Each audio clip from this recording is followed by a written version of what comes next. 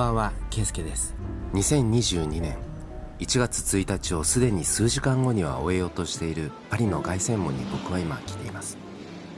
恒例だった大晦日の花火大会はコロナのこともあり、人々が集まらないようにと中止になっていましたが、どうやら何千人もの人々が集まってしまったようです。ところでこの凱旋門、いつもと違うと思いませんか？そう、ご覧の通り青色にライトアップされて、真下にはフランスの国旗ではない大きな旗がなびいています。これ何の旗かというと EU の旗なんです。というのも、この2022年1月1日0時から6月末までの間、フランスはスロベニアから EU の議長国としての役割を引き継ぐため、これを記念して凱旋門の下に EU の旗を設置したというわけなんです。まだ記憶に新しい2020年1月のイギリスの脱退を経て、 EU は現在27カ国が加盟する経済同盟です。車のナンバープレートの数字を見るとパリ市以外の車が大半で、中にはフランス国外からも来ているようです。ある新聞によると、新年の盛大な花火大会を見ようとオランダなどフランス国外からの来客も随分あったようです。そう思うと花火大会が中止だったのちょっとかわいそうでしたよね。大晦日の昨日はもっとたくさんの車で大渋滞だったそうです。少し分かりづらいんですが、凱旋門を囲むように交差点内に向かって星のプレートが立っているのが分かりますか？それで実はパリでは現在、凱旋門以外にもさまざまな建物が青色にライトアップされています。ということで、いくつかご紹介したいと思っています。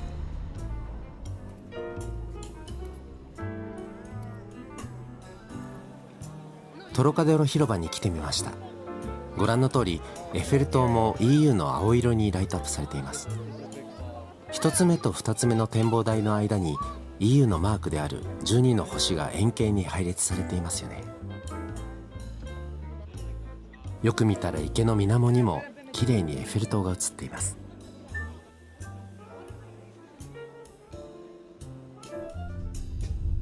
今度はアレクサンドル3世の橋を渡ろうとしています。向こう正面に見えるのはアンバリッドです。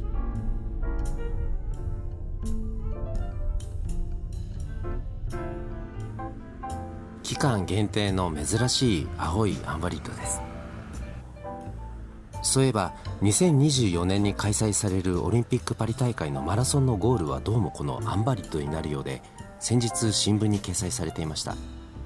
ちなみにスタート地点はオテル・ドゥ・ビルだそうです。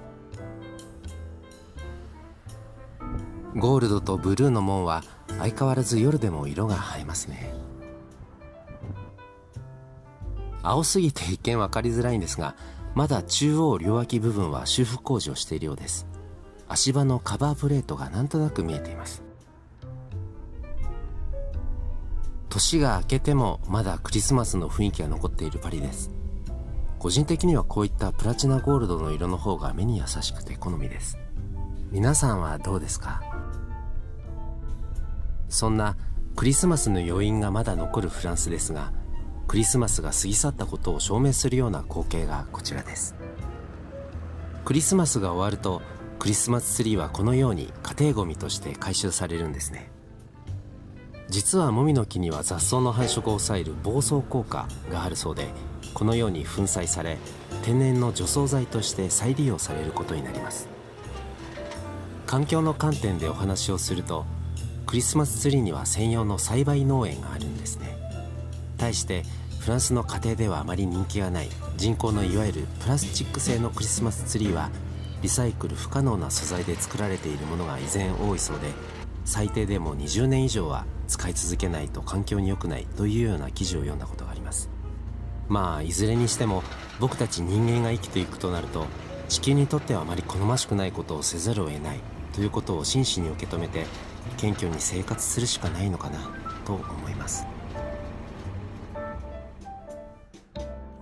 パリのロックに来ています。オデオン広場にあるフランスの国立劇場です。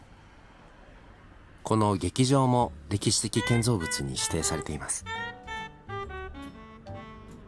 ライトアップの時に当てる色が強いというか濃いと、細かい凹凸の部分がぼやけて分かりづらくなるので、少し平面っぽくなるんですね。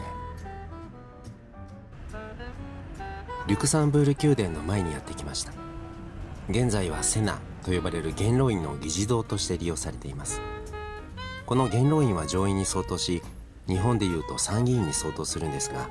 フランスの国会はこの元老院と国民議会で構成されています。サンジェルマン・デ・プレに近いロックのブーランジュリーには行列ができています。向こう遠くに見える高層ビルはモンパルナスタワーです。実はこの時期、普段以上にどこのブーランジェリーにも列ができているんです。この行列に並ぶ人々のお目当てはというと、アーモンドクリームがたっぷり入ったパイ菓子、ガレット・デ・ロワなんです。フランスでは毎年1月6日に家族や会社の同僚、もしくは友人たちとこのガレット・デ・ロワを切り分けて食べる習慣があるんですね。このガレット・デ・ロワのロワというのは王様という意味なんです。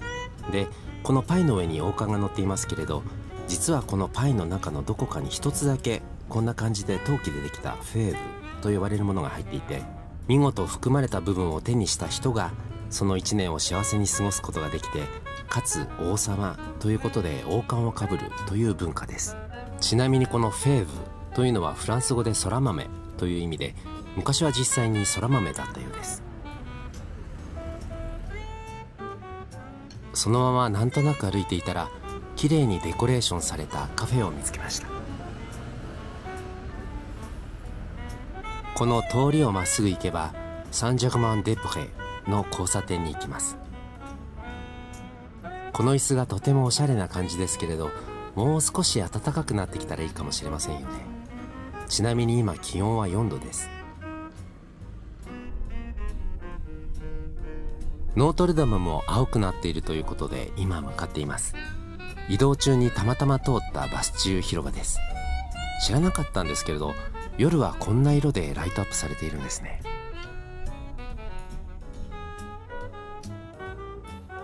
本当に青く照らされているノートルダムです。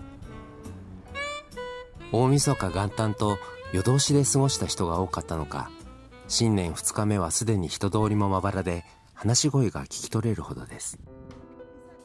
情報誌によると、パリの主要な建造物がこのブルーにライトアップされる期間はこの新年の最初の7日間だけだそうです。ちなみにフランスが EU の議長国を担うのは13年ぶりになります。天気予報によると、明日からまた雨が週末まで連日降るそうです。曇ってますものね。その晩、EU の旗は当初の予定通りに外されていました。ただ、この凱旋門の真下に EU の旗をなびかせたことは一部で相当な批判があったようです。というのも、この凱旋門にはフランスの国家のために命を捧げた無名兵士が祀られているということで、フランスの国旗以外の旗を掲揚するとは何事だということで反感を買ったようなんですよね。コロナにワクチンにこの春の大統領選、そして EU のことなど、とにかく対国内対国外とさまざまな課題に直面しているフランスです。日本と同じくどこの国も簡単ではないんですね。ということで、明日も変わらずいい日になるといいですよね。それではまた。